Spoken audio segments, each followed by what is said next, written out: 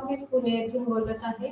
मागच्या लेक्चरला आपण सूक्ष्म अर्थशास्त्राची तत्वे याच्यामध्ये ब्लॉक 2 मध्ये काही घटक बाजार पाहिले, घटक किंमत बाजार पाहिला. घटक किंमत बाजारामध्ये आपण वेगवेगळ्या घटकांच्या ज्या किमती आहेत, कोणते कोणते उत्पादनाचे घटक आहेत, तर भूमी, श्रम, भांडवल, संयोजक हे उत्पादनाचे जे 4 घटक आहे, ह्या 4 घटकांना मिळणारे जे मोबदले आहेत, त्यांच्या मोबदले किंवा त्या किमती कशा निश्चित होतात त्यांची आपण माहिती घेतली.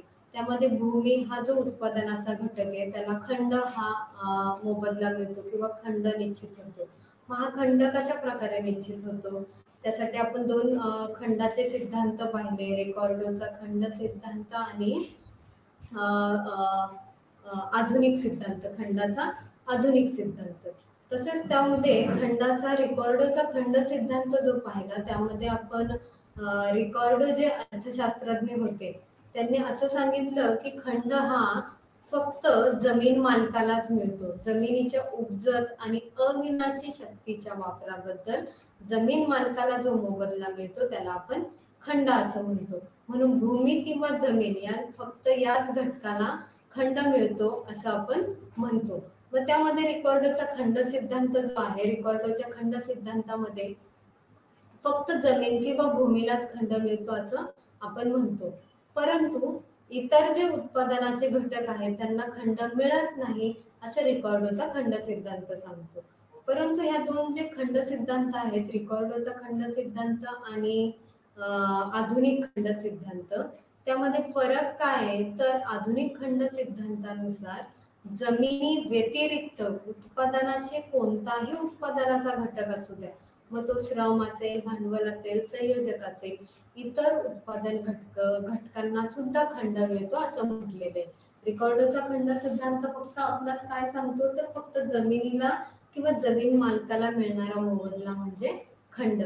तर ह्याच्यामध्ये आधुनिक खंड सिद्धांत जो आहे त्या John Robinson, Shrimati John Robinson यांनी हा सिद्धांत मांडलेला आहे. आणि त्यांनी असं सांगितलं की जमिनीच्या उत्पादन घटकांचा जो पुरवठा आहे, जो पुरवठा मागणीच्या मानाने अपुरा पडू लागला तर त्या सर्व घटकांना हा मोबदला मिळतो. किंमत त्यांची एक एक्सेस जे प्रॉफिट आहे ते त्यांना मिळतं. म्हणून श्रम, भांडवल, संयोजक यांना जो मागणीच्या मानाने पुरवठा कमी पडतो त्यांना खंड मिळतो असं म्हटलेलं आहे.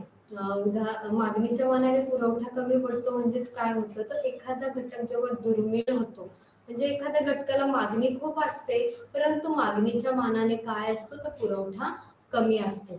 मागणीच्या मानाने जेव्हा पुरवठा कमी असतो किंवा तो दुर्मिळ घटक असतो, त्या दुर्मिळतेमुळे त्या उत्पादन घटकाला खंड निर्मिती होते. उदाहरणार्थ उदाहरण द्यायचं झालं तर समजा आपण असं म्हणूया की पूर्वी सॉफ्टवेअर इंजिनियर किंवा IT इंजिनियर जे होते, कॉम्प्युटरचं ज्ञान घेणारे जे इंजिनियर्स होते ते अगदी कमी होते, कमी उपलब्ध असायचे. त्यामुळे IT कंपन्यांमध्ये इंजिनियर्सला जास्त मागणी होती, परंतु त्यांचा पुरवठा मात्र IT इंजिनियर्सची संख्या मात्र कमी होती. त्यामुळे IT इंजिनियर्सच्या मागणीच्या मानाने पुरवठा हा काय होतो कमी पडतो. म्हणून जमीन मालकाला किंवा जमीन मालका व्यतिरिक्त उत्पादनाचा जो घटक अपुरा पडू लागतो मागणीच्या मानाने, त्या सर्व उत्पादन घटकाला हा खंड मिळतो असं आधुनिक अर्थशास्त्रज्ञांनी सांगितलं. आणि म्हणून याला खंडाचा आधुनिक सिद्धांत असं म्हणतात. खंडाच्या आधुनिक सिद्धांतानुसार उत्पादनाच्या कोणत्याही घटकाला खंड मिळतो आणि तो खंड म्हणजे काय तर मागणीच्या मानाने पुरवठा कमी पडत असेल, कोणत्याही उत्पादन घटकाचा दुर्मिळ होत असेल तर त्याला खंड मिळतो असं म्हटलेलं आहे. पुढे आहे हा झाला खंड सिद्धांत.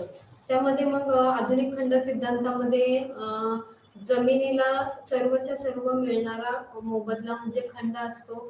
तो जमिनीचा तर उत्पादन आधुनिक खंड सिद्धांतानुसार उत्पादन घटकाचा जो भाग, उत्पादन घटक जो आहे, जो उत्पादन घटक मागणीच्या मानाने ज्या ठिकाणी कमी पडू लागतो त्या ठिकाणी त्याला खंड मिळतो असं म्हटलेलं आहे. तर पुढचा सिद्धांत आहे केन्सचा रोखता पसंती सिद्धांत.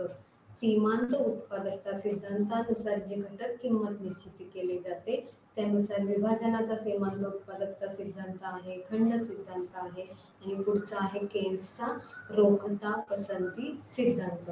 आता ह्या केन्सच्या रोखता पसंती सिद्धांताच्या आधी आपणास एक व्याजाचा ऋणयोग्य निधी सिद्धांत किंवा कर्जाऊ निधी सिद्धांत पाहता येईल. कर्जाऊ निधी सिद्धांत किंवा ऋणयोग्य निधी सिद्धांतानुसार व्याज म्हणजे काय तर भांडवलावर जो मोबदला मिळतो, भांडवलावर आकारला जाणारा दर म्हणजे व्याज. मग व्याज कसं निश्चित होतं, ह्या व्याजाची किंमत भांडवलाचा मोबदला कशा प्रकारे निश्चित होतो हे आपल्याला पाहायचंय. त्यामध्ये सुद्धा व्याजाशी संबंधित दोन सिद्धांत आहेत. एक खूप लोकप्रिय सिद्धांत आहे केन्सचा रोखता पसंती सिद्धांत आणि केन्स यांच्या आधी एक सिद्धांत झाला जो की तो नवसनातनवादी अर्थशास्त्रज्ञांनी मांडलेला आहे आणि त्या सिद्धांताला ऋणयोग्य निधी सिद्धांत किंवा व्याजाचा कर्जाऊ निधी सिद्धांत असंही म्हटलं जातं. कर्जाऊ निधी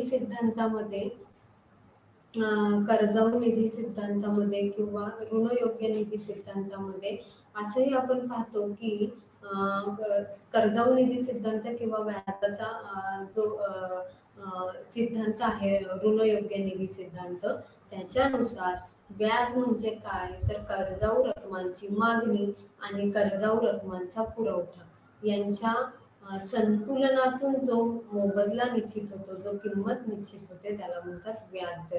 म्हणून व्याज कसं निश्चित होतं तर व्याज निश्चित होतं कर्जाऊ निधीची मागणी आणि कर्जाऊ निधींचा पुरवठा. म्हणजेच कर्जाऊ रकमा ज्या आहेत, अर्थव्यवस्थेमध्ये लोकांनी घेतलेली कर्ज किती आहेत, लोकांनी दिलेली कर्ज किती आहेत, लोकांनी किंवा बँकांनी संस्थांनी दिलेली कर्ज किती आहे लोकांना, म्हणजेच कर्जाऊ रक्कमची मागणी आणि कर्जाऊ रकमांचा पुरवठा यांच्या संतुलनातून व्याजदर निश्चित होता असा हा सिद्धांत मानतो. तो व्याजाचा ऋणयोग्य निधी सिद्धांत जो आहे तो असं सांगतो की कर्जाऊ रकमांची मागणी आणि कर्जाऊ रकमांचा पुरवठा यांच्या संतुलनातून व्याजदर निश्चित होतो. फक्त आणि फक्त यांच्या संतुलनातूनच व्याजदर निश्चित होतो. व्याजाचा दर निश्चितीमध्ये फक्त कर्जाऊ रकमांची मागणी आणि कर्जाऊ रकमांचा पुरवठा यांचं संतुलन आवश्यक असतं. मग कर्जाऊ रकमांची मागणी म्हणजे काय, कर्जाऊ रकमांचा पुरवठा म्हणजे काय, कर्जाऊ रकमांची मागणी म्हणजे काय तर कशा प्रकारे कर्जाऊ रकमांची मागणी असते, कर्जाऊ रकमांना मागणी का केली जाते, कर्जाऊ रक्कम का घेतली जाते तर गुंतवणुकीसाठी घेतली जाते, बचतीसाठी केली जाते, साठवणुकीसाठी कर्ज घेतलं जातं का आणखी पैसे त्याच्यापासून निर्माण करण्यासाठी कर्ज घेतलं जातं. तर ही सर्व कर्जाऊ रकमांची मागणीचे निर्धारक घटक म्हणू शकतो आपण. गुंतवणूक आहे, त्यामध्ये बचत आहे वगैरे. तर पुढे आहे कर्जाऊ रकमांचा पुरवठा. कर्जाऊ रकमांचा पुरवठा कसा होतो, कर्जाऊ रकमांचा पुरवठा निर्धारित करणारे घटक कोणते आहेत, म्हणजेच कर्जाऊ रकमांचा मला जर कर्ज हवं असेल तर ते कर्ज कुठून उपलब्ध होऊ शकतं तर त्यासाठी बचत महत्वाची असते. जर मी बचत केली तर मी तिसऱ्या व्यक्तीला कर्ज देऊ शकते. म्हणून बचतीवर सुद्धा कर्जाऊ रकमांची मागणी पुरवठा अवलंबून असतो. तसेच पतनिर्मिती म्हणू शकतो किंवा पतपुरवठा म्हणू शकतो. पतपुरवठ्यावर सुद्धा कर्जाऊ रकमांचा पुरवठा अवलंबून असतो. पतनिर्मिती किंवा पतपुरवठा म्हणजे काय, बँकांकडून प्राथमिक ठेवींवर जी पतनिर्मिती केली जाते त्याला पतनिर्मिती किंवा पतपुरवठा म्हणतात. उदाहरणार्थ बँकेमध्ये मी समजा 10,000 रुपये बँकेत ठेवले, त्या 10,000पैकी CRRच्या स्वरूपात किंवा रोख राखीव निधीच्या स्वरूपात समजा 10% एवढी किंवा 20% एवढी रक्कम मी बाजूला काढून ठेवली किंवा 2,000 रुपये मी 10,000पैकी रिझर्व्ह बँकेमध्ये जमा केले, तर बँक काय करते तर विशिष्ट रक्कम जी आहे त्या विशिष्ट रकमेपैकी CRRच्या स्वरूपात विशिष्ट रक्कम बाजूला काढून ठेवते आणि त्या ठेवींमधून कर्ज देण्यासाठी उरलेली रक्कम वापरते.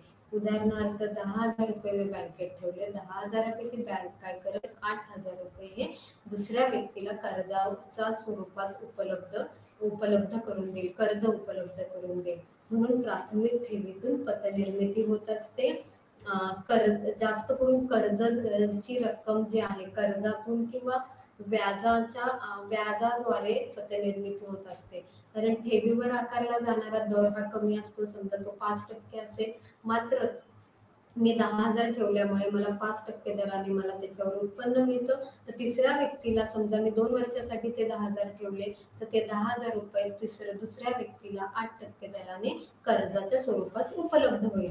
अशा प्रकारे ही बँकांची पतनिर्मिती चालू असते आणि कर्जाची जी पुरवठा आहे तो अशा प्रकारे पतपुरवठ्यावर सुद्धा आधारित असतो. म्हणून कर्जावर रकमांची मागणी आणि कर्जावर रकमांच्या पुरवठ्यातून व्याजाची निश्चिती होत असते, असं नवसनातनवादी अर्थशास्त्रज्ञ म्हणाले. मग त्यानंतरचा जो सिद्धांत आहे तो आहे केन्सचा रोखता पसंती सिद्धांत. केन्स यांनी असं सांगितलं की रोख पैशाची मागणी आणि रोख पैशाचा पुरवठा जो आहे यांच्या संतुलनातून व्याजदर निश्चित होत असतो. म्हणून केन्सचा जो रोखता पसंती सिद्धांत आहे तो रोखता पसंती सिद्धांत सुद्धा व्याजदर निश्चितीच सांगतो आपणास. परंतु आधीच्या सिद्धांतापेक्षा हा सिद्धांत का वेगळा आहे? कारण व्याजदर हा कर्जाऊ रकमांची मागणी किंवा कर्जाऊ रकमांचा पुरवठा यातून निश्चित होत नाही, तर व्याजदर हा रोख पैशाची मागणी आणि रोख पैशांचा पुरवठा यांच्या संतुलनातून निश्चित होत असतो. केन्स यांच्या मते व्याजदर हा कशातून निश्चित होत असतो? तर रोख पैशाची मागणी आणि रोख पैशांचा पुरवठा यांच्या संतुलनातून व्याजदर निश्चित होत असतो, असं केन्स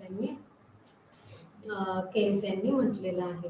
मग आता केन्स यांच्या मते काय आहे तर रोख पैसा म्हणजे आपण रोख रक्कम जी स्वतःजवळ बाळगतो, रोखता जी असते, शिल्लक रोख पैसा जो हातामध्ये असतो, अशा लोकांमध्ये हातात असलेल्या रोख पैशाच्या आधारे व्याजदर निश्चित होतो, असं केन्स यांनी सांगितलेलं आहे. मग रोख पैशाची मागणी म्हणजे काय, रोख पैशाचा पुरवठा म्हणजे काय हे आपल्याला इथे पाहायचंय. रोख पैशाची मागणी म्हणजे काय, तर रोख पैशाची मागणी म्हणजे रोख पैशाची मागणी कशावर अवलंबून असते? आपण रोख पैशाला मागणी का करतो बरं? आपल्याला हातात कॅश का हवी असते? त्यासाठीचे 3 हेतू केन्स यांनी सांगितले आहेत. पहिला म्हणजे काय तर दैनंदिन हेतू, दुसरा आहे दक्षता हेतू आणि तिसरा आहे सट्टेबाजी हेतू. पहिला कुठला हेतू आहे तर दैनंदिन हेतू किंवा आपण म्हणू शकतो दैनंदिन गरजा भागवण्यासाठी जो खर्च केला जातो त्याला दैनंदिन हेतू असं म्हणतात. दैनंदिन खर्च करण्यासाठी, रोजचा खर्च भागवण्यासाठी जो रोख पैसा स्वतःजवळ व्यक्ती बाळगते त्याला दैनंदिन हेतूसाठी असलेली रोख पैशाची मागणी असं म्हणता येईल. दक्षता हेतू म्हणजे काय? प्रिकॉशनरी मोटिव्ह म्हणू शकतो आपण त्याला.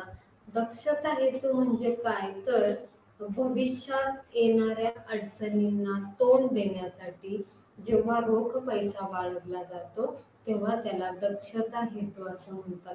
दक्षता हेतूसाठी सुद्धा रोख पैसा स्वतःजवळ बाळगला जातो. उदाहरणार्थ आपण म्हणू शकतो की भविष्यात एखाद्या भविष्यात समजा काही घर घ्यायचंय, गाडी घ्यायचंय, मुला-मुलींची लग्नांसाठी खर्च करायचा असेल, काही अचानक अपघात आला, अडचणी झाल्या, तर काही भविष्यातील संकटांना तोंड देण्यासाठी जो रोख पैसा व्यक्ती स्वतःजवळ बाळगते त्याला दक्षता हेतूसाठी असलेली रोख पैशाची मागणी असं म्हणता येईल. म्हणून केन्सचा रोखता पसंती हा सिद्धांत जो आहे तो दक्षता हेतूसाठी सुद्धा रोख पैसा बाळगला जातो असं म्हणतो. तसेच तिसरा हेतू जो आहे तो आहे सट्टेबाजीसाठी असलेली रोख पैशाची मागणी. 3 हेतू आहेत. एक आहे दैनंदिन हेतू, दैनंदिन खर्च भागवण्यासाठी असलेला रोख पैसा. दुसरा हेतू आहे भविष्यात येणाऱ्या अडचणींना तोंड देण्यासाठी करावा लागणारा खर्च, त्याला म्हणतात दक्षता हेतूसाठी असलेली रोख पैशाची मागणी. तर तिसरा आहे सट्टेबाजीसाठी असलेली रोख पैशाची मागणी. आता सट्टेबाजीसाठी असलेली रोख पैशाची मागणी का महत्वाची आहे तर त्यासाठी सुद्धा रोख पैसा बाळगला जातो. लोक काय करतात, जास्तचा पैसा जो आहे, ज्याचं जास्त उत्पन्न आहे ती दैनंदिन गरजा भागविल्यानंतर, दक्षता हेतूसाठी रोख पैसा ठेवल्यानंतर, नंतरच्या कोणत्या गोष्टीसाठी रोख पैसा स्वतःजवळ बाळगू शकते, तर सट्टेबाजी हेतूसाठी असलेली पैशाची मागणी म्हणजे काय, तर आर्थिक चढ उतारांचा, अर्थव्यवस्थेतील आर्थिक चढ उतारांचा जो फायदा घेण्यासाठी व्यक्ती स्वतःजवळ जो रोख पैसा बाळगते आणि ते रोख पैशासाठी असलेली जी मागणी असते त्याला सट्टेबाजीसाठी असलेली रोख पैशाची मागणी असं म्हणतात. मग इथे प्रश्न उरतो की जो दक्षता हेतू आहे, दैनंदिन रोख पैशासाठी हेतूसाठी असलेली पैशाची मागणी जी आहे, दक्षता हेतूसाठी असलेली रोख पैशाची मागणी जी आहे, आणि तिसरा आहे सट्टेबाजी हेतूसाठी असलेली रोख पैशाची मागणी. या 3 हेतूसाठी असलेली जी रोख पैशाची मागणी आहे ती कशावर अवलंबून असते? ती कशासाठी अवलंबून असते? तर ती असते रोख पैशावर अवलंबून असते. ह्या 3 कशावर अवलंबून असते ही रोख पैशाची मागणी? तर पहिले जे 2 हेतू आहेत, जो आहे दैनंदिन हेतूसाठी रोख पैसा, तो रोख पैसा कशावर अवलंबून असतो? तो उत्पन्नावर. तुमचं उत्पन्न वाढलं तर तुम्ही रोजच्या खर्च भागवण्यासाठीचा रोख पैसा जवळ जास्त बाळगणार आहात. जर तुमचं उत्पन्न कमी असेल तर तुम्ही रोख पैसा कमी बाळगाल, आणि जर तुमचं उत्पन्न जास्त असेल तर तुम्ही जास्त रोख पैसा बाळगाल. तसेच दुसरा जो हेतू आहे दक्षता हेतू, किंवा आपण म्हणू शकतो प्रिकॉशनरी मोटिव्हसाठी जो असलेला हेतू आहे, त्यासाठीही पैसा हे केला जातो. तर दक्षता हेतूसाठी असलेली जी रोख पैशाची मागणी आहे ती सुद्धा उत्पन्नावर अवलंबून असते. जर तुमच्याकडे उत्पन्न वर्तमानात जास्त असेल तर तुम्ही भविष्यातील जी गुंतवणूक आहे रोख पैशाची ती करू शकाल. म्हणजेच तुम्ही भविष्यासाठी येणाऱ्या अडचणींना जास्त पैसे बाळगू शकाल, जास्त पैसे रोख पैसे स्वतःजवळ ठेवू शकाल.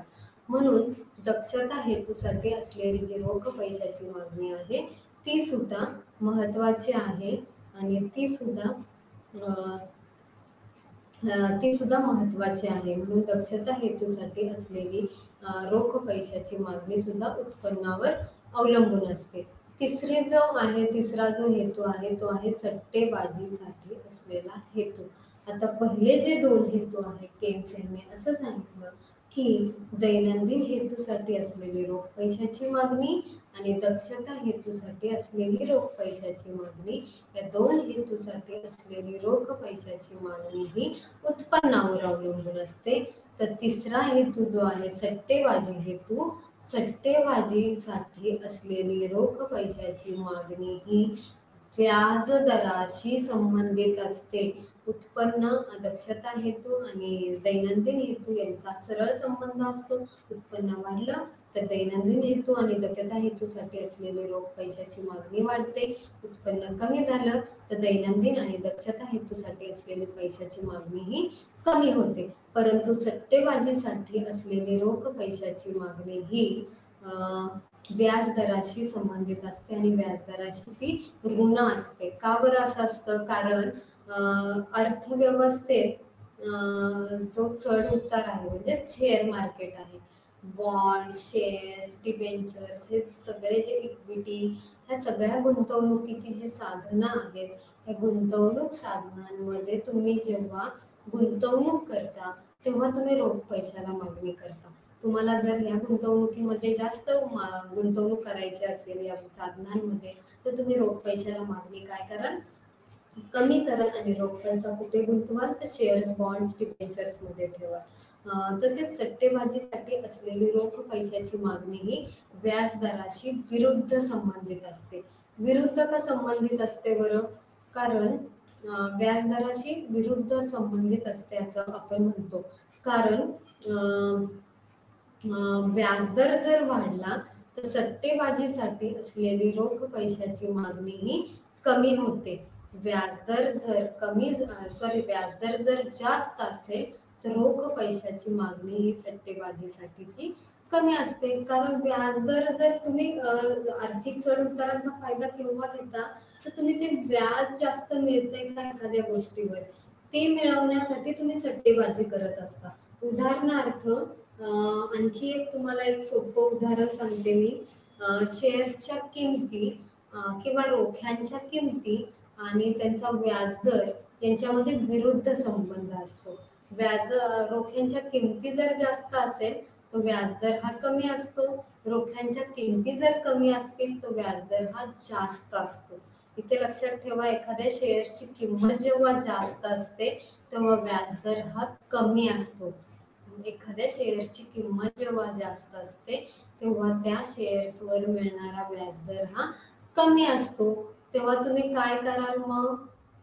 व्याजदर कमी असल्यामुळे, किंमत जास्त आणि व्याजदर कमी असल्यामुळे तुम्ही शेअर्स किंवा बॉन्ड्स काय कराल? विकून टाकाल.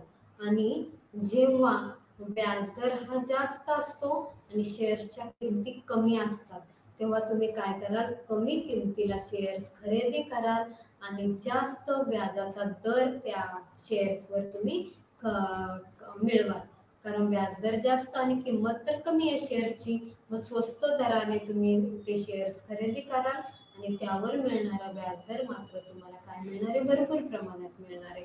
म्हणून व्याजाचा दर आणि शेअर्सच्या किमती यांच्यामध्ये विरुद्ध संबंध असतो. सट्टेबाजीसाठी असलेली रोख पैशाची मागणी आणि व्याजदर यांच्यामध्ये सुद्धा विरुद्ध संबंध असतो. म्हणून व्याजदर जास्त असताना रोख पैशाची मागणी कमी आणि व्याजदर कमी असताना रोख पैशाची मागणी ही जास्त असते. या सर्व संबंधातूनच आपल्याला रोखतेचा सापळा ही एक संकल्पना पाहिजे. रोखता सापळा म्हणजे काय? तर तुम्ही काय कराल की व्याजदर जेव्हा खूप जास्त असतो तेव्हा तुम्ही रोख पैशाची मागणी काय करता? कमी करता आणि तुम्ही शेअर्स बॉन्ड्स मध्ये जास्त रोख पैसा गुंतवता. तुम्ही हातात पैसे रोख स्वरूपात ठेवण्याऐवजी तुम्ही काय करता? जास्तीचा व्याजदर मिळवण्यासाठी तुम्ही तो रोख पैसा बॉन्ड्स मध्ये किंवा शेअर्स मध्ये गुंतवाल. बरोबर? तसेच व्याजदर जर कमी असेल तर रोख पैशाला मागणी ही जास्त असते. कारण व्याजाचा दर कमी असेल तर तुम्ही शेअर्स बॉन्ड्स मध्ये पैसे गुंतवत नाही. शेअर्स बॉन्ड्स मध्ये पैसे न गुंतवता तुम्ही स्वतःजवळ जास्त रोख पैसा बाळगा.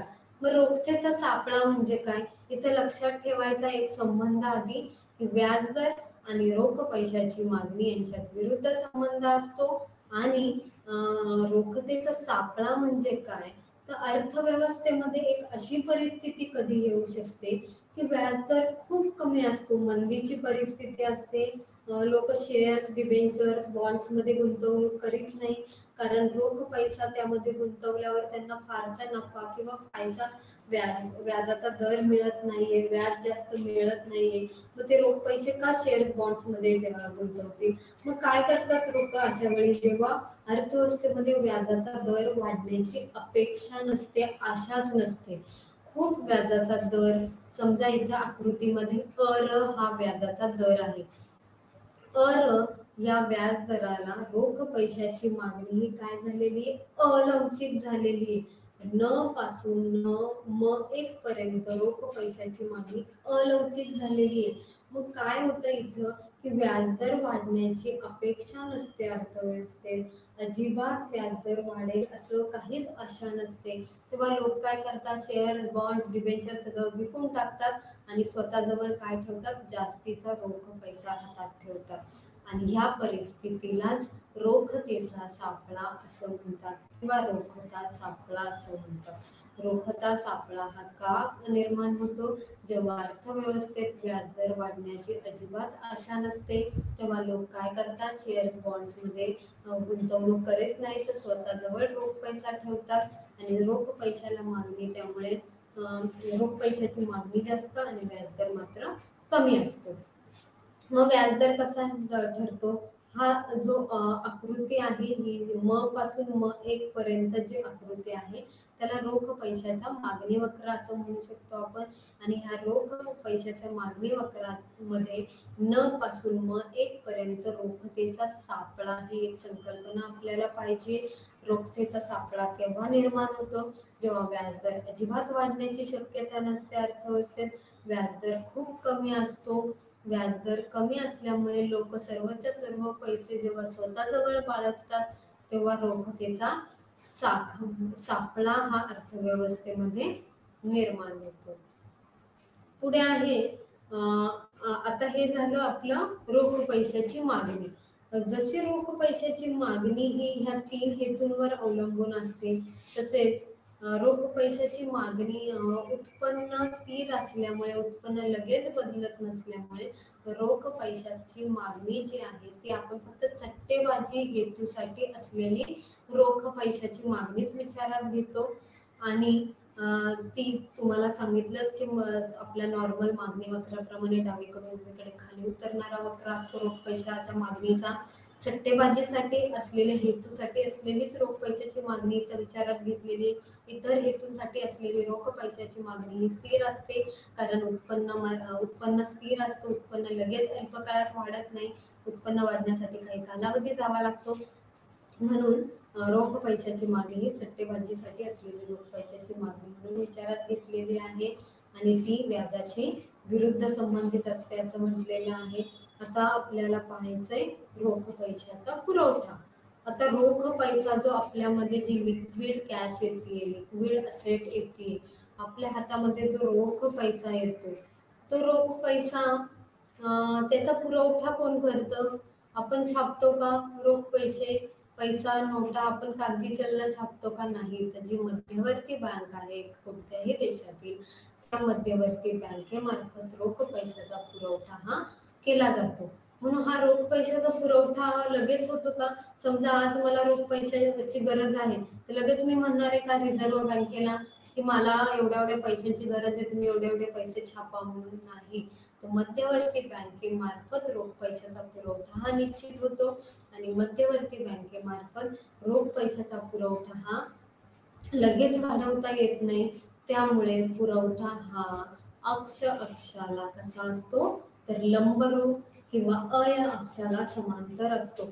आकृतीमध्ये तुम्हाला आकृती अ मध्ये पहिल्या आकृतीमध्ये इथे दिसेल न पासून प एक अंतर जे आहे किंवा न प किंवा प न ही जी वक्र दिसतोय तुम्हाला, तो काय आहे तर रोख पैशासाठीचा पुरवठा वक्र आहे. आणि तो कसा दिसतोय तुम्हाला, तर अलवचिक स्वरूपात दिसतोय. अलवचिक किंवा अय अक्षाला समांतर असा दिसतोय.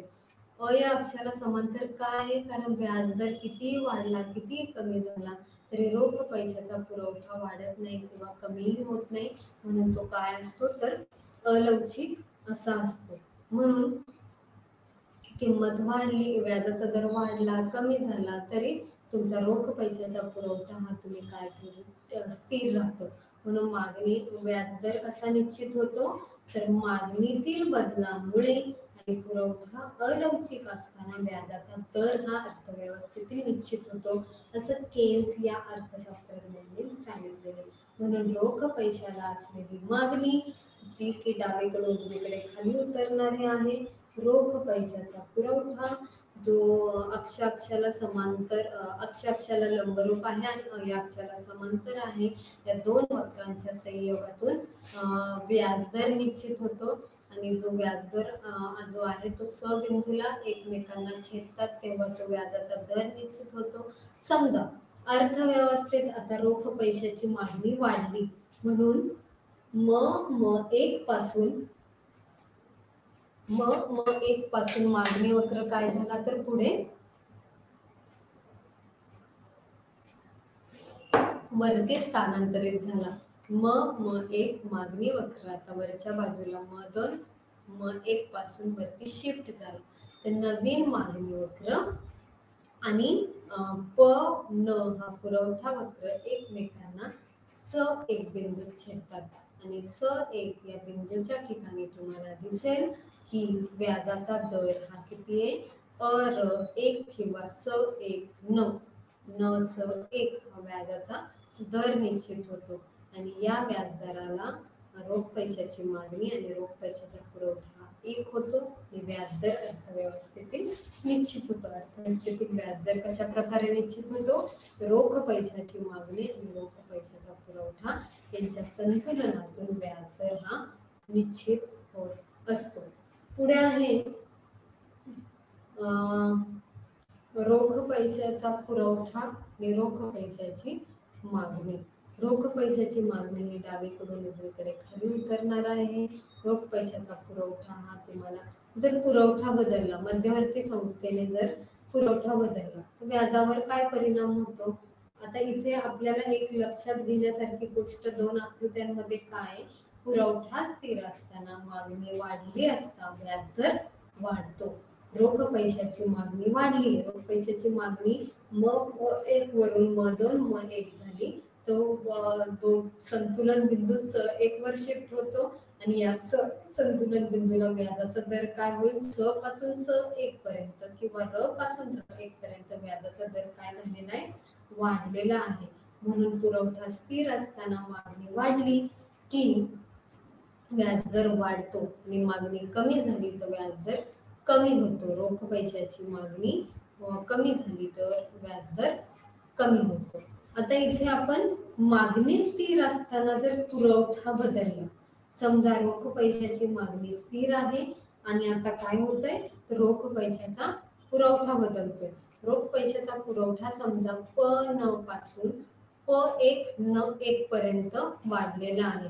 जेव्हा रोख पैशाचा पुरवठा हा न पासून एक पर्यंत जेव्हा शिफ्ट होतो, वाढतो, तेव्हा व्याजाचा दर काय होईल, व्याजाचा दर हा कमी झालेला आहे. कारण सुरुवातीचा हा पुरवठा वक्र आणि एक हा मागणी वक्र एकमेकांना बिंदूच्या ठिकाणी छेदतात आणि तिथं व्याजदर निश्चित होतो. आणि नंतर पुरवठा वक्र जेव्हा न पासून एक पर्यंत जेव्हा पुरवठा वक्र शिफ्ट होतो, तेव्हा जुना मागणी वक्र एक आणि नवीन पुरवठा वक्र दोन ठिकाणी एकमेकांना छेदतात, तेव्हा व्याजाचा दर हा काय होतो, तर कमी होतो. म्हणून असं म्हणू शकतो आपण की मागणी स्थिर असताना पुरवठा वाढला तर व्याजदर कमी होतो. अशा प्रकारे आपण केन्स यांच्या सिद्धांतानुसार, रोखता पसंती सिद्धांतानुसार व्याजाचा दर हा रोकड पसंती, रोख पैशाची मागणी आणि रोख पैशाच्या पुरवठ्यावरून निश्चित होतो. मागणी स्थिर असताना पुरवठा बदलामुळे व्याजदर कमी होतो, पुरवठा स्थिर असताना मागणी बदलामुळे व्याजदर मात्र वाढतो किंवा मागणीच्या प्रमाणात तो बदलतो असं आपण म्हणू शकतो. पुढे एक घटक किंमत निश्चितीमध्ये आणखी एक सिद्धांत आहे आणि तो आहे नफ्याचा सिद्धांत. आता आपण भूमी, श्रम, भांडवल हे तीन जे उत्पादनाचे घटक आहे आणि त्यांना कसे मोबदले निश्चित होतात हे सिद्धांत पाहिले. पुढचा जो सिद्धांत आहे तो नफा किंवा उत्पादनाचा जो घटक आहे तो आहे नफा किंवा संयोजक असं म्हणतो. चौथा जो उत्पादनाचा घटक आहे तो आहे संयोजक किंवा उद्योजक. व संयोजकाला मिळणारा मोबदला काय, एंटरप्रेन्युअर आपण म्हणतो, त्याला मिळणारा मोबदला आहे नफा. मग हा नफा कशा प्रकारे निश्चित होतो, ह्या नफा निश्चितीचे सुद्धा दोन सिद्धांत अर्थशास्त्रज्ञांनी सांगितलेले आहेत, धोका आणि अनिश्चितता सिद्धांत. आणि आणखी एक सिद्धांत आहे नवप्रवर्तन सिद्धांत. नफ्याचा जो सिद्धांत आहे धोका आणि अनिश्चितता सिद्धांत. धोका आणि अनिश्चितता सिद्धांतामध्ये प्राध्यापक हॉले आणि नाईट हे दोन जे अर्थशास्त्रज्ञ होते त्यांनी नफ्याचा धोका आणि अनिश्चितता सिद्धांत पाहिला. त्याच्यामध्ये आपल्याला दोन विभाजन करता येईल दोन सिद्धांताचं. नफ्याचा धोका सिद्धांत हा एक अर्थशास्त्रज्ञांनी सांगितलेला आहे, प्राध्यापक हॉले यांनी, आणि नफ्याचा अनिश्चितता सिद्धांत जो आहे तो प्राध्यापक नाईट यांनी सांगितलेला आहे. तर पुढचा जो सिद्धांत आहे नवप्रवर्तन सिद्धांत तो शुपिंटर या अर्थशास्त्रज्ञांनी सांगितलेले आहे. आणि शुपिंटर यांनी नवप्रवर्तन सिद्धांत सांगताना अतिशय छान त्यांनी विश्लेषण केलेलं आहे की नफा कसा प्रकारे निश्चित होतो. आता सुरुवातीला आपण धोका सिद्धांत पाहूया. प्राध्यापक हॉले यांनी संयोजकाला, उत्पादकाला, एंटरप्रेन्युअर जो आहे त्याचा नफा कसा निश्चित होतो, तर संयोजक कोणत्याही उत्पादन प्रक्रियेत जेव्हा धोका स्वीकारतो, जेव्हा जोखीम स्वीकारतो, कोणत्याही प्रकारची जोखीम जेव्हा संयोजकाला स्वीकारावी लागते म्हणून त्याला नफा मिळत असतो, असं प्राध्यापक हॉले यांनी सांगितलेले आहे. प्राध्यापक हॉले या अर्थशास्त्रज्ञांनी काय सांगितलं, तर संयोजकाला किंवा उत्पादकाला जोखीम स्वीकारल्याबद्दल धोका स्वीकारल्याबद्दल जो मोबदला मिळतो त्याला नफा असं म्हटलेलं आहे.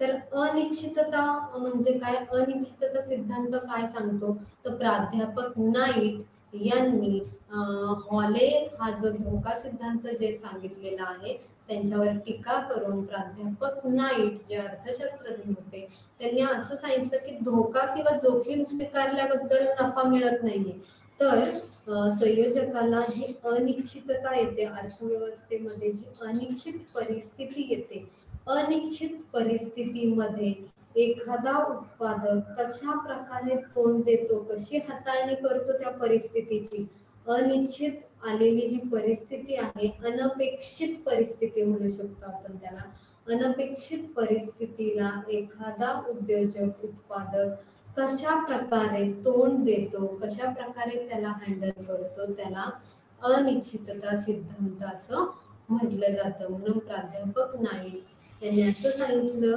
की मग ही अनिश्चितता कशा प्रकारची असते? अनिश्चितता ही 2 प्रकारची असते असं प्राध्यापक नाईक यांच्या मते सांगितले त्यांनी की विमायोग्य धोके किंवा अनिश्चितता आणि विमायोग्य निश्चितता किंवा धोके म्हणूया आपण. अनिश्चितता म्हणजे काय? धोके. अनिश्चित परिस्थिती कधी असते? जेव्हा धोका किंवा जोखमीची परिस्थिती असते. म्हणून प्राध्यापक नाईट यांनी सांगितलं की अर्थव्यवस्थेमध्ये जेव्हा विमायोग्य धोके जे असतात, म्हणजेच विमा उतरवण्यासारखे काही धोके, संकट असतात, ती आपण टाळू शकतो. ते संकट, ती अनिश्चित परिस्थितीला आपण टाळल्यामुळे किंवा विमा उतरवल्यामुळे आपल्याला फारसं नुकसान होत नाही त्या परिस्थितीचं आणि त्यामुळे संयोजकाला तिथे नफा मिळतोच. परंतु योग्य संयोजकाचं महत्वाचं कार्य किंवा महत्वाचं कौशल्य कुठं पणास लागेल? जिथे अनिश्चित, अनपेक्षित धोके आहेत आणि अनपेक्षित धोक्यांमध्ये अनपेक्षित जिथे ज्याचा विमाही उतरवला जात नाही असे जे धोके आहेत, अशा धोक्यांमध्ये तो संयोजक, तो उत्पादक कशी परिस्थिती हाताळतो आणि त्या विमा अयोग्य धोके स्वीकारण्याबद्दल उत्पादकाला जो नफा मिळतो, जो मोबदला मिळतो, त्याला नफा म्हटलेला आहे असं प्राध्यापक नाईट यांनी म्हटलं. प्राध्यापक नाईट यांनी काय म्हटलं? तर विमा न उतरवण्यासारखी जी परिस्थिती आहे, अनिश्चित स्वरूपाची जी परिस्थिती आहे, त्याला नफा असं म्हटलेलं आहे. त्या परिस्थितीमध्ये उत्पादक कसा वागतो, कशी परिस्थिती हाताळतो, तेव्हा त्याला नफा मिळतो असं प्राध्यापक नाईक यांनी म्हटलेलं आहे. अशा प्रकारे नफ्याचा धोका आणि अनिश्चितता सिद्धांत आपल्याला उत्पादकाला किंवा संयोजकाला नफा कसा मिळतो हे सांगतो. आता पुढचा जो सिद्धांत आहे तो आहे नवप्रवर्तन सिद्धांत. प्राध्यापक शू पिंटर किंवा शुपिटर असंही म्हटलं जातं. प्राध्यापक शुपिंटर यांनी नवप्रवर्तन सिद्धांत सांगितलेला आहे. नफ्याचा नवप्रवर्तन जो सिद्धांत आहे तो प्राध्यापक शुपिंटर यांनी सांगितलेला आहे. मग प्राध्यापक शुपिंटर यांनी काय सांगितलं? तर त्यांनी अगदी सोप्या भाषेत नफ्याची व्याख्या केलेली. नफा म्हणजे काय किंवा नफा हा कसा मिळतो, कशा प्रकारे नफ्याची निर्मिती होते? तर एखादा उद्योजक, उत्पादक जेव्हा अर्थव्यवस्थेमध्ये काही नवप्रवर्तन करतो, काही क्रिएटिव्ह आयडिया, क्रिएटिव्ह संकल्पना निर्मित करून एक नवनिर्मित वातावरण निर्माण करून प्रवर्तन करून एखादी वस्तू जेव्हा निर्माण करतो, उदाहरणार्थ आपण पेटंट म्हणू शकतो. एखाद्या वस्तूला पेटंट मिळतं, बौद्धिक संपदा हक्क मिळतो. का मिळतो? कारण इतरांपेक्षा ती व्यक्ती एक ब्रँडिंग झालेलं असतं, ती एक वेगळी नवीन वस्तू तयार झालेली असते आणि म्हणून असं जेव्हा नवीन गोष्ट एखादा उत्पादक शोधून काढतो, त्याची निर्मिती करतो, तेव्हा त्याबद्दल त्या उत्पादकाला नफा मिळत असतो असं प्राध्यापक शुपिंटर या अर्थशास्त्रज्ञांनी सांगितलं. अगदी सोपा आणि सोप्या भाषेत सांगितलेला हा सिद्धांत आहे. नवप्रवर्तन सिद्धांत म्हणजे काय? एखाद्या उत्पादकाने किंवा उद्योजकाने नवप्रवर्तन केल्यामुळे, एखादी नवीन गोष्ट शोधून काढल्यामुळे, नवीन बाजारपेठा निर्माण केल्यामुळे, एखाद्या वस्तूची नवनिर्मिती केल्यामुळे त्याला जो फायदा मिळतो, तो जो खर्च कमी करून जास्त उत्पादन करतो, खर्च कसा कमी करता येईल त्यासाठी तो जो प्रयत्न करतो आणि त्यामुळे त्याच्या वस्तूला जी मागणी येते, वाढते आणि त्यामुळे त्याला मोबदला मिळतो, नफा वाढतो, असं शुपिंटर यांनी म्हटलेलं आहे. मग हे नवप्रवर्तन किती काळ राहू शकतं? तर अल्प काळापुरतं नवप्रवर्तन राहू शकतं, परंतु दीर्घकाळात मात्र ही नवनिर्मिती किंवा नवप्रवर्तन हे संपू शकतं. कारण एखादी वस्तू, समजा एखाद्या विक्रेत्याने नवीन वस्तू शोधून काढली, तर सुरुवातीला ती वस्तू नवीन असल्यामुळे प्रत्येक ग्राहक त्या व्यक्तीकडे किंवा त्या उत्पादकाकडे खरेदी करण्यासाठी जाईल. परंतु जेव्हा इतर उत्पादक, इतर विक्रेते सुद्धा त्या वस्तूची जेव्हा निर्मिती करतील, तेव्हा मात्र ती वस्तू आता दुर्मिळ नाही राहणार किंवा नवनिर्मिती आता काय होईल, कमी होईल. आता सर्वच व्यक्ती त्या वस्तू निर्माण करत असल्यामुळे नवप्रवर्तन आता राहणार नाही आणि अशा प्रकारे मग तो नफा काय होईल, नाहीसा होईल, असं शुपिंटर यांनी सांगितलेलं आहे. तर अशा प्रकारे आपण घटक बाजार किंमत निश्चितीमध्ये भूमी, श्रम, भांडवल, संयोजक हे जे 4 उत्पादनाचे घटक आहे, या 4 उत्पादन घटकांना कशा प्रकारे मोबदला मिळतो हे पाहिलं. खंड, वेतन, व्याज, नफा, त्याचे वेगवेगळे सिद्धांत पाहिले. खंड सिद्धांत पाहिला, खंड सिद्धांताचे 2 सिद्धांत पाहिले.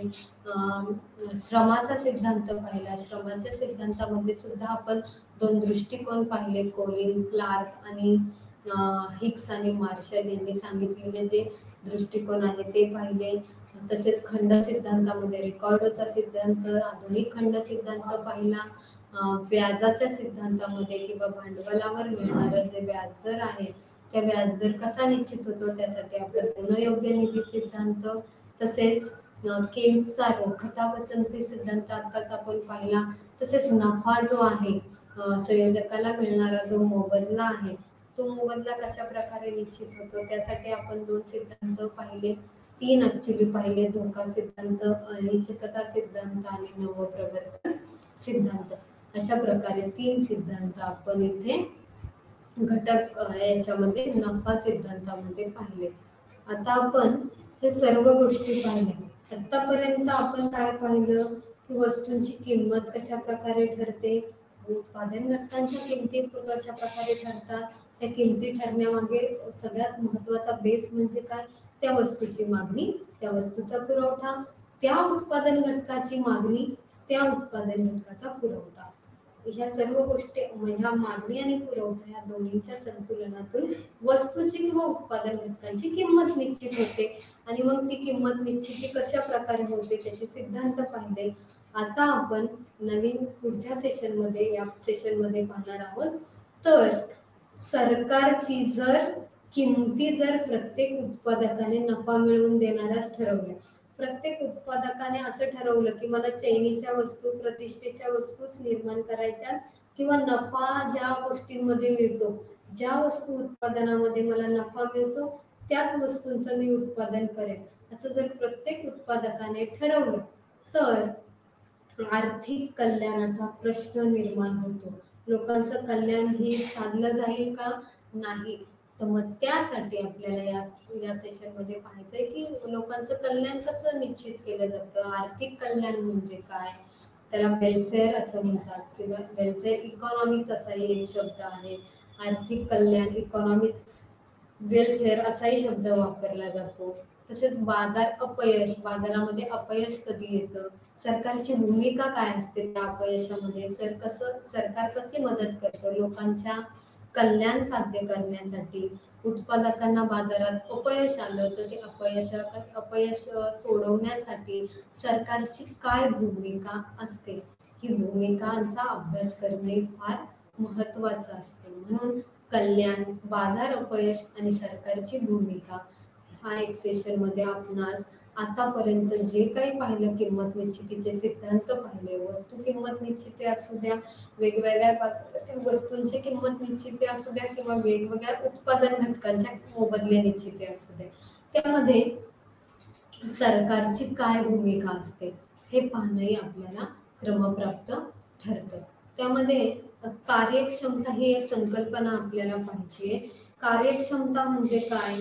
तर कार्यक्षमता पॅरेटो यांनी असं सांगितलंय की कार्यक्षमता म्हणजे काय, तर एखाद्या व्यक्तीची आर्थिक परिस्थिती जेव्हा आपण सुधारवण्याचा प्रयत्न करतो.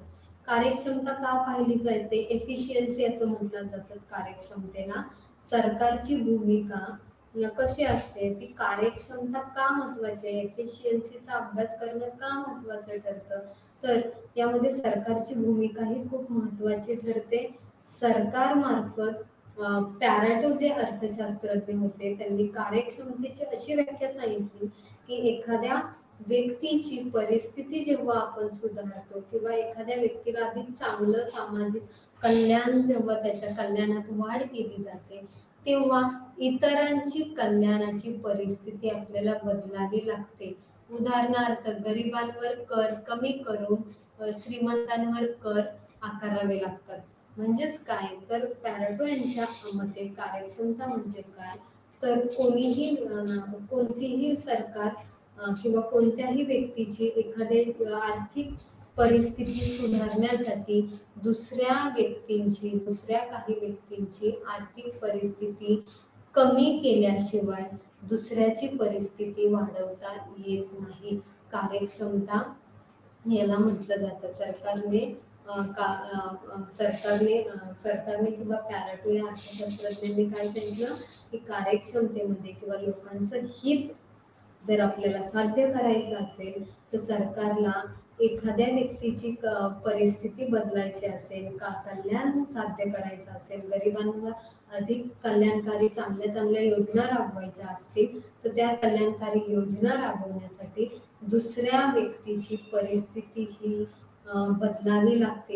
एखादे no one will better off instead of no one is worse off, म्हणजे कोणाची तरी परिस्थिती कमी केल्याशिवाय दुसऱ्याची परिस्थिती वाढवता येत नाही असं पॅरेटो यांनी सांगितलेले. परंतु त्यावर अनेक अर्थशास्त्रज्ञांनी टीका करून सर्व व्यक्तींची परिस्थिती कशी बदलता येईल यासाठी अनेक अर्थशास्त्रज्ञांनी त्यावर दृष्टिकोन किंवा मतं सांगितलेली आहेत. म्हणून पुढे आपण आपल्याला आता उत्पादक कार्यक्षमता म्हणजे काय आणि तांत्रिक कार्यक्षमता म्हणजे काय असं म्हणू. उत्पादक कार्यक्षमता म्हणजे काय, तर अर्थव्यवस्थेतील जे नैसर्गिक साधन संपत्ती आहे किंवा साधन संपत्ती भौतिक मानव निर्मित सर्व प्रकारचे जे साधन संपत्ती आहे, अर्थव्यवस्थेतील जी साधन संपत्ती पूर्णपणे उपयोगी पडलेली आहे का, पूर्णपणे वापरली जात आहे का, हे पाहणं सुद्धा फार महत्वाचं असतं. म्हणून उत्पादक स्वरूपात पडून राहिलेली साधन सामग्री फुल्ली युटिलाइज्ड होतीये का, पूर्णपणे त्याचा उपयोग होतोय का, हे पाहिलं जातं. मग त्यालाच उत्पादक कार्यक्षमता असं म्हणतात. उदाहरणार्थ या आकृत्यांमध्ये पहिल्या आकृतीमध्ये तुम्हाला दिसेल की एक वक्र आहे, तो वक्र आंतरवक्र स्वरूपाचा आहे, दोन्ही अक्षांना तो छेदतोय, त्याला आपण उत्पादन शक्यता वक्र असंही म्हणतो. म्हणजेच काय, तर अर्थव्यवस्थेत आपण जास्तीत जास्त वस्तू व सेवांचे किती उत्पादन करू शकतो, त्या उत्पादनाची मर्यादा ही उत्पादन शक्यता वक्रावरून आपणास लक्षात येते. म्हणून अर्थव्यवस्थेमध्ये उपलब्ध असलेली जी साधन सामग्री आहे ती उत्पादन शक्यतावरून वक्रावरून आपणास लक्षात येते. मग या उत्पादन शक्यता वक्रामध्ये तुम्हाला दिसेल उत्पादन शक्यता वक्रावर ए आणि बी असे दोन बिंदू आहेत, तर उत्पादन शक्यता वक्राच्या आधी हा सी बिंदू आहे. उत्पादन शक्यता वक्राच्या आधी जो सी बिंदू आहे तिथे आपण म्हणू शकतो की कार्यक्षम नाहीये, तिथं इनएफिशियन्सी आहे, अकार्यक्षमता दिसते. का बरं? कारण तिथे जर स्थिर राहिलो आपण, तिथे जर सी बिंदूच्या ठिकाणी अर्थव्यवस्था जर स्थिर झाली तर उत्पादन, त्या अर्थव्यवस्थेची उत्पादन क्षमता किती आहे, तर उत्पादन शक्यता वक्रावर कुठे, ए आणि बी बिंदूच्या ठिकाणी. परंतु अर्थव्यवस्था साधन संपत्तीचं अपूर्ण वापर करते आणि सी बिंदू पर्यंतच वस्तू निर्माण करते. आणि मग अशा प्रकारे काय होईल, लोकांना कमी वस्तू उपलब्ध होतील, मग त्यामुळे बेकारी निर्माण होऊ शकते, लोकांना कमी रोजगार उपलब्ध होऊ शकतो, कमी वस्तू उपलब्ध होऊ शकतात. म्हणून उत्पादक अकार्यक्षमता सी बिंदूच्या ठिकाणी दिसेल, कारण तिथं जास्तीत जास्त अर्थव्यवस्थेतील साधन सामग्रीचा वापर झालेला नाहीये. परंतु ए आणि बी हे बिंदू जर पाहिले आपण, तर ए आणि बी बिंदूच्या ठिकाणी ही अधिक कार्यक्षमता दिसेल तुम्हाला, अकार्यक्षमता नाही तर अधिक कार्यक्षम अर्थव्यवस्था दिसेल तुम्हाला. कारण अर्थव्यवस्थेमध्ये जी पडून राहिलेली साधन सामग्री आहे, ती सुद्धा सी पासून ए पर्यंत आपण वापरायला घेतो, सी पासून बी पर्यंत आपण वापरायला घेतो. अर्थव्यवस्थेमधील सर्वच्या सर्व साधन सामग्री पडून न राहता जेव्हा आपण त्यापासून वस्तू व सेवा निर्माण करतो आणि त्यामुळे जास्तीत जास्त वस्तू व सेवांचं उत्पादन आपल्याला उपलब्ध होतं, तेव्हा ती ए आणि बी बिंदूच्या ठिकाणी ही कार्यक्षमता जी आहे, उत्पादन कार्यक्षमता ती काय आहे, तर जास्त आहे. दुसरा आकृती आहे ती तुम्हाला तांत्रिक कार्यक्षमता म्हणजे काय सांगता येईल.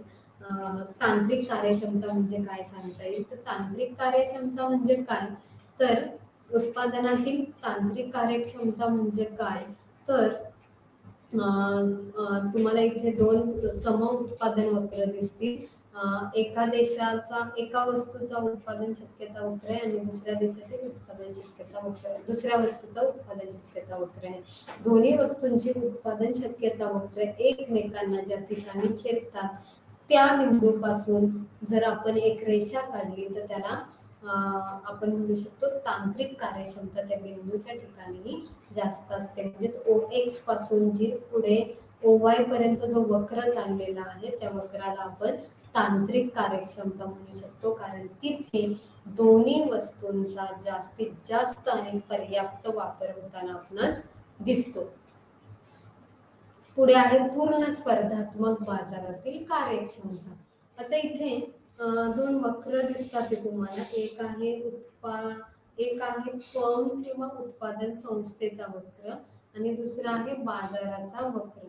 उत्पादन संस्थेचा वक्र जो आहे किंवा उत्पादन संस्था जी आहे किंवा फर्म म्हणू शकतो, त्या संस्थेचं जे इक्विलिब्रियम पॉइंट आहे तो काय आहे, तर ज्या ठिकाणी एमसी कर्व आणि एसी कर्व एकमेकांना छेदतात त्या ठिकाणी उत्पादन संस्थेची कार्यक्षमता ही काय चांगली आहे किंवा तिथे चांगली प्रोडक्टिव्ह एफिशियन्सी आहे, उत्पादक कार्यक्षमता आहे तिथे काय. का बरं, कारण त्या बिंदूच्या ठिकाणी तुम्ही पाहिलं तर खर्च हा वाढतही नाही आणि कमीही होत नाही. एसी जो आहे, एसी हा ॲव्हरेज कॉस्ट म्हणजे सरासरी खर्च आहे आणि हा सरासरी खर्च बरोबर पर्याप्त बिंदूला किंवा आपण म्हणू शकतो बरोबर इथं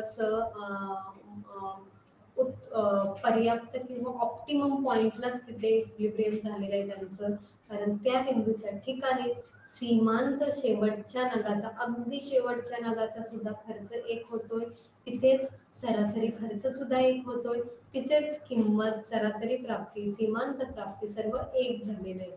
त्यामुळे त्या बिंदूच्या ठिकाणी त्या उत्पादन क्षमतेची कार्यक्षमता काय असणार आहे, जास्त असणार आहे. तर दुसरी जी आकृती आहे, दुसऱ्या आकृतीमध्ये तुम्हाला बाजाराची कार्यक्षमता दिसेल. इथं बाजाराची कार्यक्षमता का म्हटलंय, कारण पूर्ण स्पर्धेमध्ये उद्योग आणि उद्योग संस्था, मार्केट म्हणजे काय, तर पूर्ण फर्म मिळून एक बाजार उद्योग तयार झालेला आहे. मार्केट म्हणजे समजा एक रिलायन्स इंडस्ट्री आहे, रिलायन्स इंडस्ट्रीमध्ये वेगवेगळ्या फर्म्स आहेत, 3-4 फर्म्स आहेत, त्या पर्टिक्युलर फर्मची आकृती पहिल्या आकृतीत आहे आणि सगळ्या फर्म्स मिळून जो उद्योगाचा इक्विलिब्रियम आहे, संतुलन आहे, ते दुसऱ्या आकृतीमध्ये आहे. म्हणून दुसऱ्या आकृतीमध्ये तुम्हाला त्या बाजाराचा पुरवठा, त्या बाजाराची मागणी एकमेकांना पी बिंदूच्या ठिकाणी छेदतात आणि पी या बिंदूच्या ठिकाणी काय होईल, तर किंमत ही निश्चित होते आणि त्या ठिकाणी किंमत निश्चित झाल्यावर त्या बाजाराचा एक उत्पादक कार्यक्षमता त्या बाजाराची आपण पाहू शकतो. कारण तिथे सरप्लसही नाहीये, डेफिसिटही नाहीये. कारण कुठेही मागणी जास्त, पुरवठा कमी, पुरवठा कमी, मागणी पुरवठा जास्त, मागणी कमी असं कुठेही नाहीये. तर दोन वक्र स एस आणि डी म्हणजेच पुरवठा वक्र, मागणी वक्र एकमेकांना बरोबर ज्या बिंदूच्या ठिकाणी छेदतात त्याच बिंदूच्या ठिकाणी काय होईल, तर त्या बाजाराचा काय होईल, संतुलन होईल.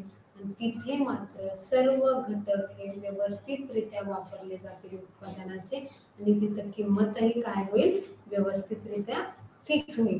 परंतु उत्पादन संस्थेच्या बाबतीत पहिली आकृती जी पाहिलेली आहे, उत्पादन संस्थेच्या बाबतीत मात्र जिथे ऑप्टिमम पॉइंट आहे, ज्या ठिकाणी खर्च हा पर्याप्त आहे किंवा कमीत कमी खर्च आहे म्हणू शकतो. AC minimize reproduces where AC minimize म्हणजेच काय, तर एसी हा वाढताना यू आकाराचा वक्र दिसतोय तुम्हाला. एका ठिकाणी वाढत कमी होतोय तर दुसऱ्या ठिकाणी काय होतोय, वाढतोय. म्हणजे जिथे सरासरी खर्च हा कमी होत नाही, वाढतही नाही, तिथे एक असा एक स्थिर बिंदू भेटतोय आपल्याला. आणि त्या बिंदूच्या ठिकाणी त्या जी फर्म आहे, जी उत्पादन संस्था आहे, तिचं संतुलन होणार आहे. त्या ठिकाणी ती जास्त एफिशियंटली काम करणार आहे, जास्त तिचे जे घटक आहेत, उत्पादन घटक, ती चांगल्या प्रकारे युटिलाइज करू शकते ती उत्पादन संस्था. आणि त्यामुळे फुल्ली युटिलाइज्ड घटक असल्यामुळे तिथे तिथे उत्पादन संस्थेचा समतोल होईल आणि तिथं प्रोडक्टिव्ह एफिशियन्सी, उत्पादक कार्यक्षमता चांगली राहील. तसेच दुसऱ्या आकृतीमध्ये एस आणि डी वक्र ज्या ठिकाणी एकमेकांना छेदतात त्या ठिकाणी उत्पादक कार्यक्षमता ही चांगली राहणार आहे. म्हणून ह्या दोन्ही वक्रांमध्ये तुमच्या लक्षात येईल की ज्या ठिकाणी संतुलन बिंदू दिसतोय, ज्या ठिकाणी दोन्ही वक्र एकमेकांना छेदतात त्या ठिकाणी सर्व उत्पादक कार्यक्षमता ही आपणास साध्य होईल. अशा प्रकारे इथे आपणास पाहता येईल की उत्पादक कार्यक्षमता जी आहे ती कार्यक्षमता कशी प्रकारे आपण साध्य करू शकतो. पूर्ण स्पर्धेच्या बाजारात कार्यक्षमता कशी साध्य केली जाईल, तसेच अपूर्ण स्पर्धेमध्ये सुद्धा कार्यक्षमता साध्य केली जाते. पूर्ण स्पर्धेच्या बाजारात इथं सरासरी खर्च जिथं कमीत कमी आहे तिथं उत्पादक कार्यक्षमता साध्य केली जाते. तर ज्या ठिकाणी बाजार आहे, बाजाराच्या ठिकाणी जिथे मागणी पुरवठा एक होतो तिथे उत्पादक कार्यक्षमता ही अधिक युटिलाइज्ड केली जाईल. अशा प्रकारे उत्पादन संस्था आणि बाजार यांच्यातील काय होईल, एक संतुलन बिंदू निश्चित होणार आहे. म्हणजेच या ठिकाणी आपण बाजारातील वेगवेगळ्या उत्पादन घटक किंमत निश्चितीचे वेगवेगळे सिद्धांत पाहिले, पूर्ण स्पर्धात्मक बाजारातील कार्यक्षमता कशी साध्य होते ते पाहिलं. आणि पुढच्या सेशनला आपण आता हे पाहूया की पुढच्या सेशनला आपण वेगवेगळ्या आंतरराष्ट्रीय पातळीवर वेगवेगळे जे सिद्धांत आहेत, आंतरराष्ट्रीय पातळीवर आयात निर्यातीपासून मिळणारे जे हे आहेत, आयात निर्यातीपासून व्यापाराला मिळणारे जे लाभ आहेत ते सुद्धा पाहूया. नमस्कार, धन्यवाद.